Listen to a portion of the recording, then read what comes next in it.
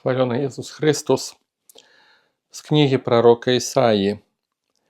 Так кажа Пан: «Падобна як дождж і снег падае з неба і туды не вяртаецца, але поіць зямлю і робіць яе урадлівай, і яна родзіць і прыносіць плён, сейбіту і хлеб для таго, хто есць, так і слова маё, якое выходзіць з вуснаў маіх, не вернецца да мяне без плёну, пакуль не споўніць тое, што я хацеў, і з поспехам не дасягне таго, дзеля чаго я паслаў яго».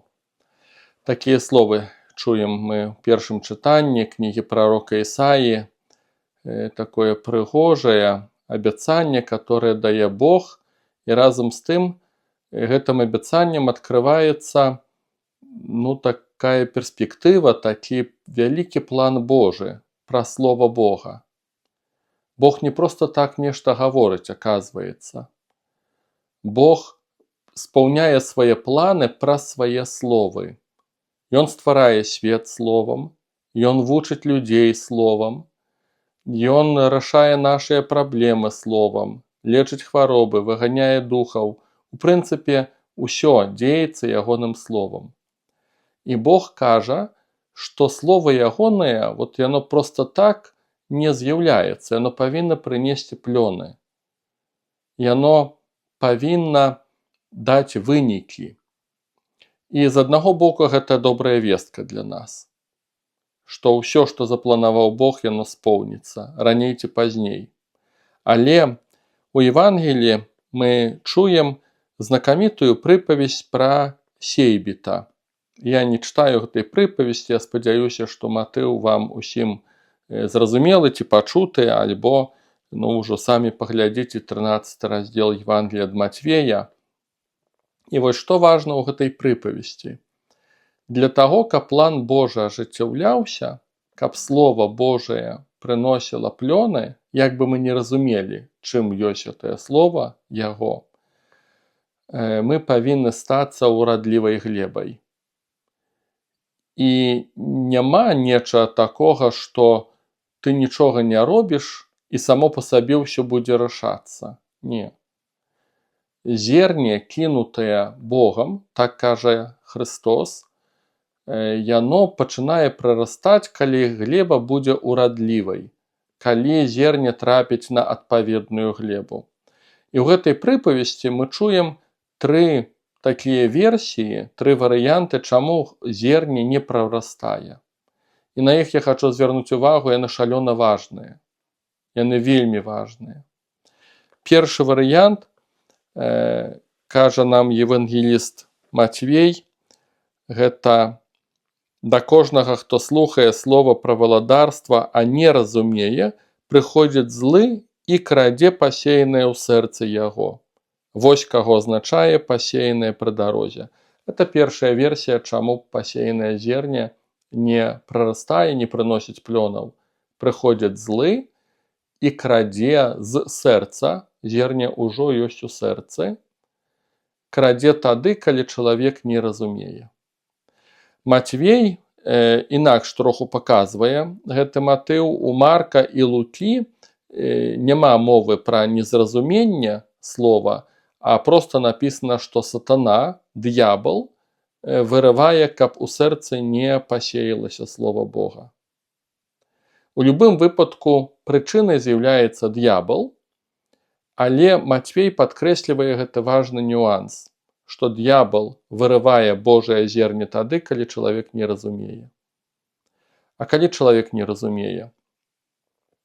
Я думаю, што калі мы знаходзімся на святой імшы, на літургіі, часта людзі перажываюць, што мы там слова не пачулі, ці там міма прашло, ксяндзы любяць так сказаць, хто з вас пачуў якое слово Божае, і там мала хто пачуў. І тады ківаем галовамі: ай-яй-яй, якія благія, не пачулі, што слова Божае гаворыць. Я думаю, калі мы не разважаем слова Божага на штодзень, у нас там шансаў вялікіх пачуць няма. Нават калі мы і чуем, рэдка калі нас это кранае. Для таго, каб слова працавала, яго трэба ўспрымаць не толькі падчас святой імшы. Калі ты чытаеш слова і разважаеш, і ты ведаеш, пра што кажа святое пісанне, і пасля ты чуеш падчас літургіі гэтыя матывы, тады табе гэтая карціна недзе там малюецца. Калі ты не чытаеш і не разважаеш, то падчас імшы, это на ўзроўні цуда трэба ўспрыняць тое слово, которое прагучыць. І калі вось гэтага высілку няма, то ўсё праходзіць міма, і прычым па версіі Мацвея д'ябал будзе зацікаўлены, каб было незразуменне. Адзін чалавек са мной падзяліўся такім вобразам, ці это сон быў, ці з'ява скарэй нейкая такая Божая, такую карціну Гасподь паказаў, як людзі падчас імшы слухаюць Слова Божае, а каля кожнага з іх ёсць духі, большы і малы, і яны робяць усё магчымае, каб слова было не пачутае. І я думаю, што нешта такое сапраўды ёсць. Таму, падсумоўваючы, мала проста слухаць тое, што гучыць на святой імшы. Гэта нейкі мінімум, і з майго вопыту назіранню это не працуе. Трэба слова чытаць на штодзень, і павінен быць высілак. Людзі здаюцца, многія, таму што ім не хочацца ў гэтым разбірацца. І это першая прычына, чаму зерне так і не прарастае. Я б сказаў бы, не праходзячы вось гэтага першага этапа, там, дзе няма вось гэтага высілку, намагання, это непрыемна, это трэба час на гэта даць, это незразумела, это трэба разабрацца, рукі апускаюцца, бо это высілак, як і ва ўсё трэба інвеставаць, сілы, час, вучыцца нечаму. І людзі проста здаюцца. І таму зерне не прарастае. Это першая прычына. Другая прычына, чаму пасеянае Богам зерне не расце. Пасеяныя на камяністых месцах гэта той, хто чуе слова і адразу прымае яго з радасцю, але не мае ў сабе кораня і не сталы. Калі за слова настае ўціск ці пераслед, ён адразу спакушаецца. Цікава, з радасцю прымае слова. Нават чалавек разумее, з радасцю прымае, яно ўжо пускае корні, таму што чалавек разумее. Але што адбываецца? Адбываецца ўціск і пераслед. Я не так даўно пачуў гісторыю, даволі для мяне цікавая, яна абсалютна новая, ніколі раней такога не чуў, і таму мяне яна вельмі здзівіла.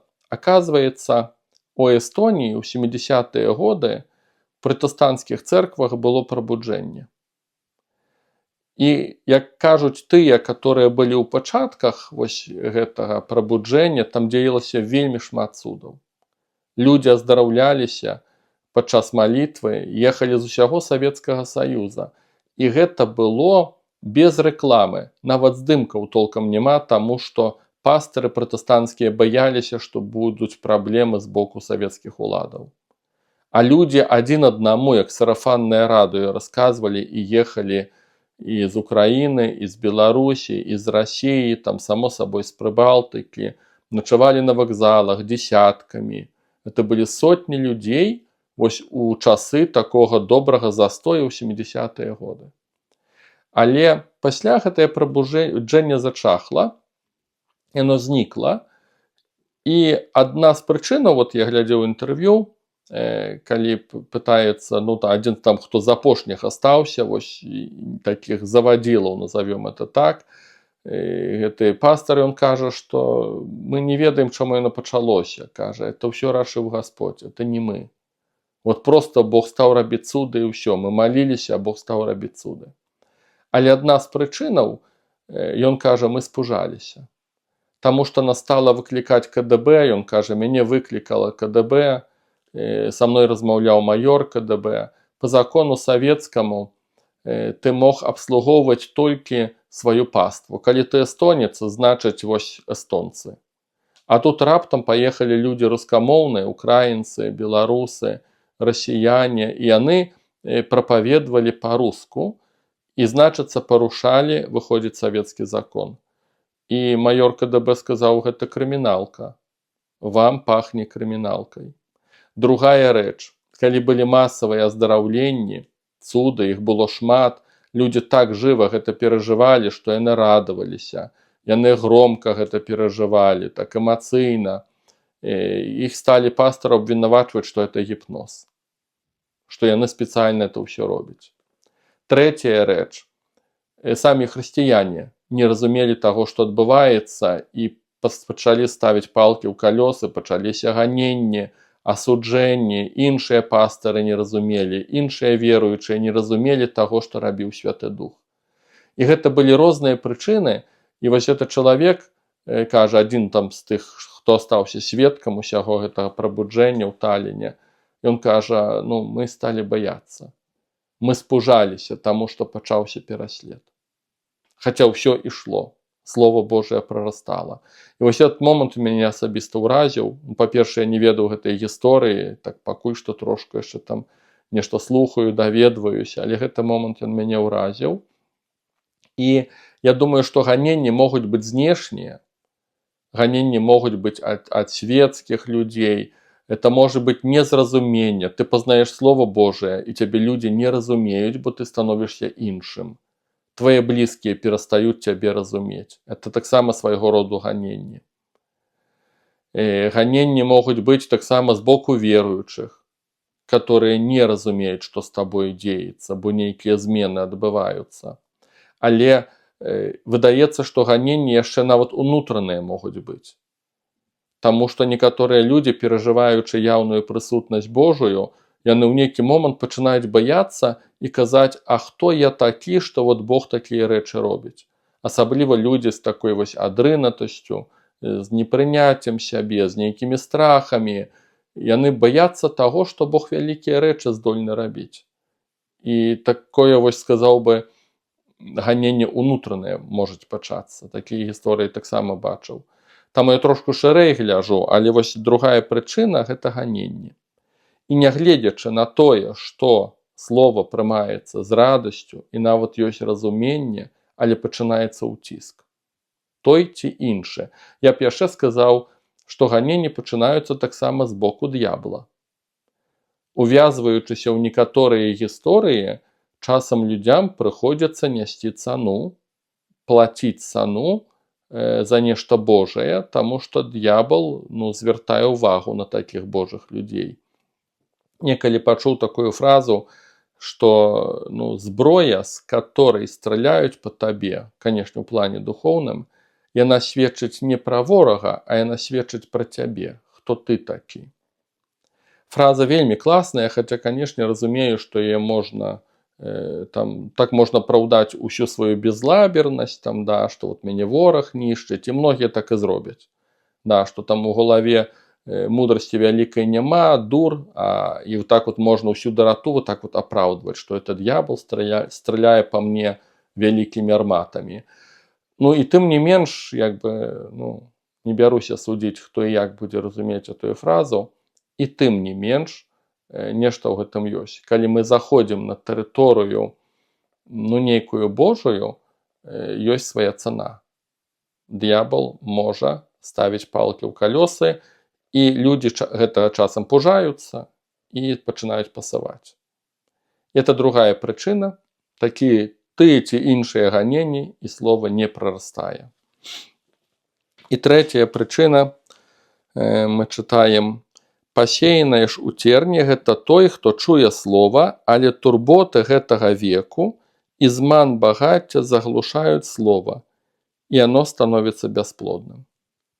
Вось гэтая трэцяя прычына, яна нечым падобная да другой, турботы гэтага веку, але я б сказаў бы, яна такая вельмі каварная, гэтая трэцяя прычына, чаму не прарастае зерне.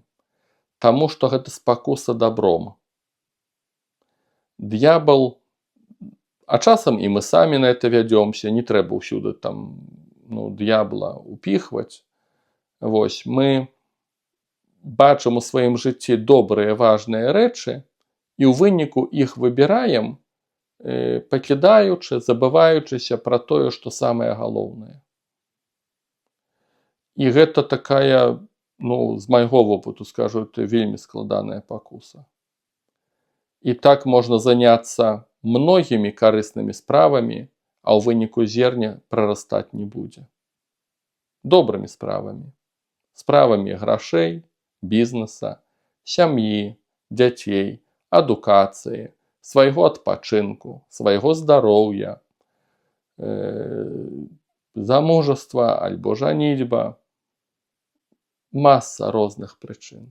Сям'я, бацькі, будова, рамонты, помач у касцёле. Можна многа добрых рэчаў знайсці, і ў выніку зерня, пасеянае Богам, можа не ўзысці. Гэта складаны момант.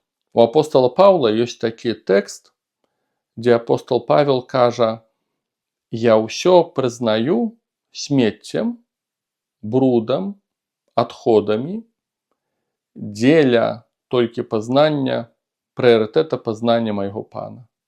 Вось Павел хоча сказаць, гэта для мяне галоўнае. Пазнаць яго, хто ёсць мой Бог. А ўсё астатняе, Павел кажа, гэта смецце. І далёка не кожны з нас можа думаць нават такімі катэгорыямі. І это для мяне асабіста адна з самых складаных рэчаў, што вот так вот можна спакушацца многімі добрымі рэчамі. Я ў свой час у некаторых момантах сам сабе казаў, што трэба згадзіцца прайграць. Прайграць, не паспець, не скончыць. Трэба згадзіцца быць у пройгрышы, вот так вот по-людску, па многіх пунктах, дзеля таго, каб сапраўды ісці за Господам, пазнаваць яго і служыць яму.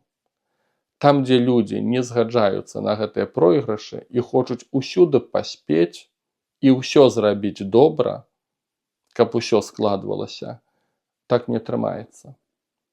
Таму што гэты дзень мае толькі 24 гадзіны, тыдзень мае толькі 7 дзён, 7 сутак. Мы не паспеем. Ёсць вельмі шмат добрых рэчаў, мы не паспеем з усімі добрымі рэчамі. Трэба выбіраць. Трэба рабіць селекцыю. І там, дзе мы на гэта не гатовыя, дзе ў нас Божыя справы становяцца разам з усімі астатнімі добрымі справамі, вось там зерне таксама асоба прарастаць не будзе, альбо будзе прарастаць да нейкага моманту. І вось для таго, каб быць гэтай добрай глебай, каб дазволіць Божаму слову прарастаць і прыносіць плёны, трэба звярнуць увагу на ўсе гэтыя 3 пункты. Я думаю, што яны перыядычна нас даганяюць, вяртаюцца як бумеранг. Это розныя стадыі жыцця духоўнага. Нешта зачыняецца, нешта новае адчыняецца. Выдаецца, што яны заўсёды актуальныя. Гэтыя 3 пункты перашкоды, чаму пасеянае Богам зерне не расце. Калі мы за гэтым сачыць не будзем, то мы не будзем страшнымі грэшнікамі. Мы не станем злодзеямі па этой прычыне. Але і планы Божыя ажыццяўляцца праз нас таксама не будуць. Таму гэтыя пункты трэба ўсур'ёз заўсёды памятаць. Пахвалёны Езус Хрыстус.